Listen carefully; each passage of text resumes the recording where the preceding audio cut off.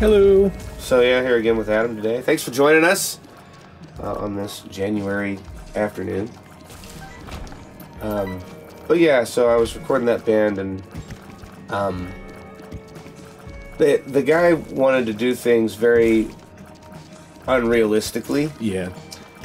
he had, because the way he, and this is a common mistake, so I'm not like picking on him or anything like that. This is how things work out sometimes with people who are overly ambitious and also not really aware of how recording studios work. Yeah, you know? Which most people aren't. Right. Because we had 4 days before, I think, they did another 4 days with me, and this time he wanted to do 4 songs, and I was like, well, I highly suggest that we stick to 3.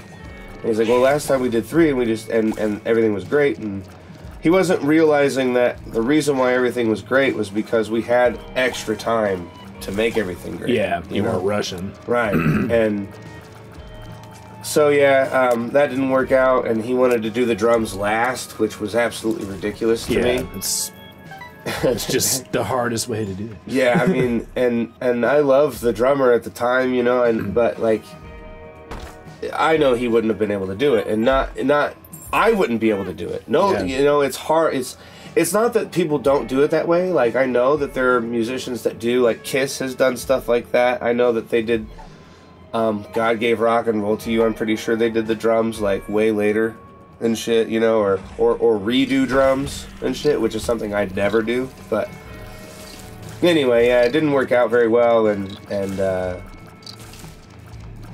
he has kind of a bad opinion of me now because of that, and it's like, well, that's unfortunate because, you know, I did what I could, and I tried to make, you know, I tried to make it reasonable, and I tried to I think he took a lot of things personally, where I was like, you know, this isn't a good idea, and he was like, well, he was the kind of guy that would be like, well, I guess I just come up with bad ideas, you know, and it's like, God damn it, dude! Why do you have to take it like that? Yeah. You know, it's not. It's, yeah, you know your room and your setup and what you're working with.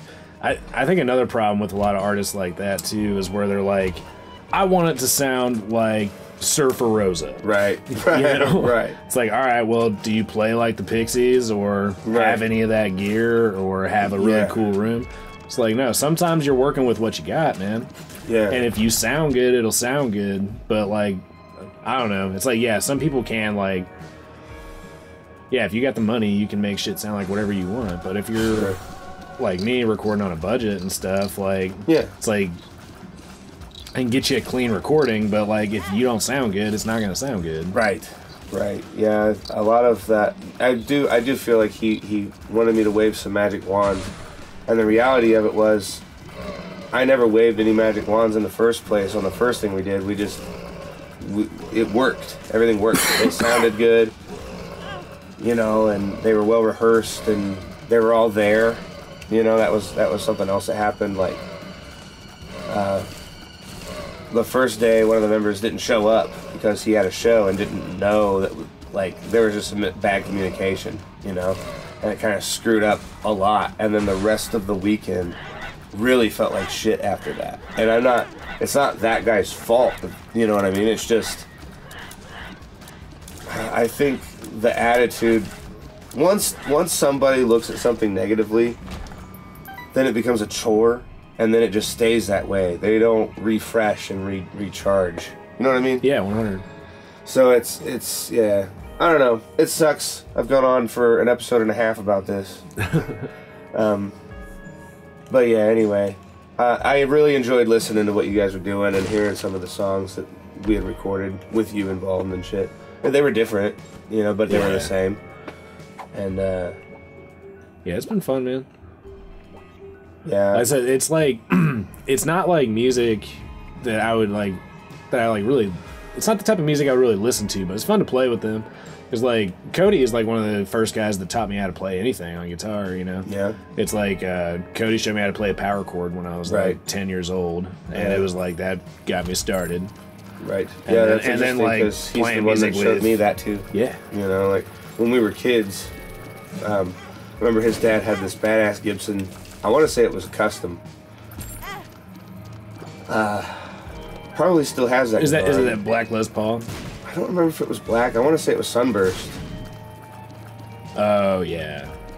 And yeah, like he showed me how to play that, or just the power chord. You know, this is what a power chord looks like. You can do this anywhere. You know. Cody was the guy that I really looked up to musically growing up. You know, him and Evan. Yeah. Which people at home do know who Evan is, so we can talk about Evan all we want to. Yep. Yeah, Evan's great. You, Evan, and Craig like taught me how to play music, and he got me into recording school, and right. I'll say, yeah, all you guys taught me how to play music when I was growing up and shit. It's interesting how that works. Well, that was kind of. I remember having many discussions with Evan about that while that was going on. Excuse me. Oh man. Leaving from being sick. I thought I saw jiggly boobs on this thing just a second ago. See that? Oh yeah, dude. Those are arms. Anyway, he's still got jiggly boobs. But yeah,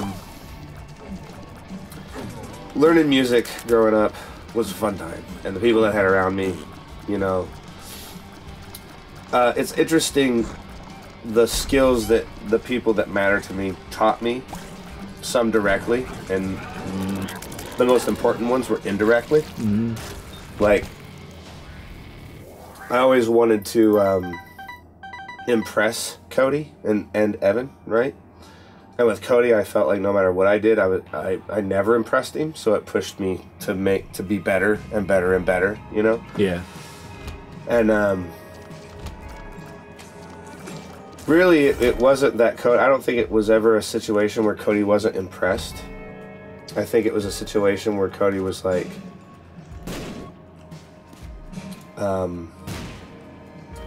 he had an ego, you know. Yeah, dude. Which he'll tell you that. You know what I mean? I'm not saying anything that Cody wouldn't say. Yeah. You know what I mean? And I full on expect Cody to watch these episodes. I hope he does. It's one of those things where it's not that he never praised me or anything like that, but I think there were just times where Cody was like not going to tell me that I was doing good, but only because he knew that I would work harder. Yeah. You know what I mean? Yeah, no, I get that, man. Yeah. Which is cool. I mean, he was also a total dick a lot, you know? Like, definitely. But he grew up. I grew up. Yeah, dude. Shit changes.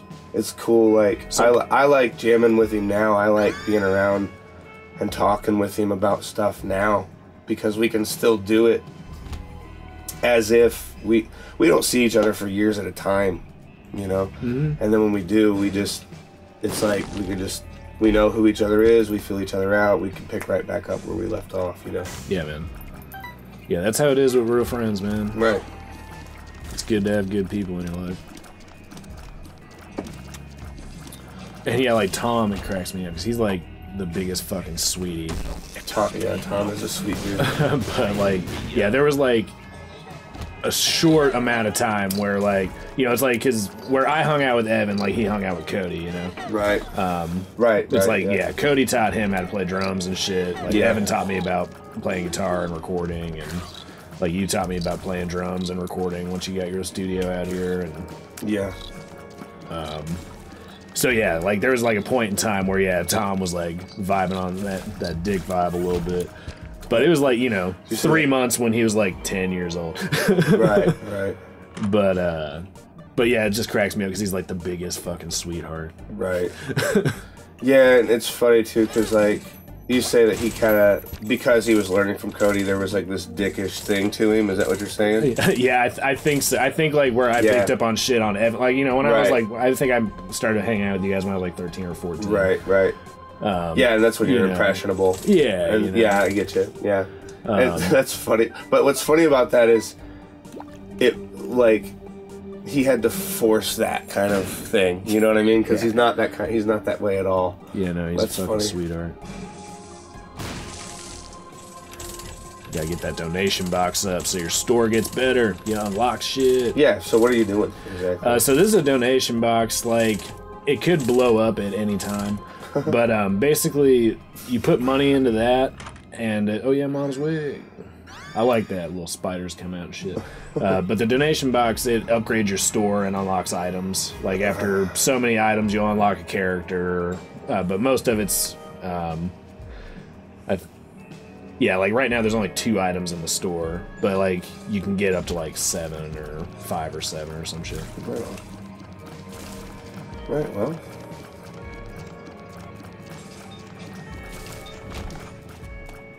Like, yeah, it seems very mindless. Like, I just went on and was not really paying attention to anything that you were doing. But you have it figured out.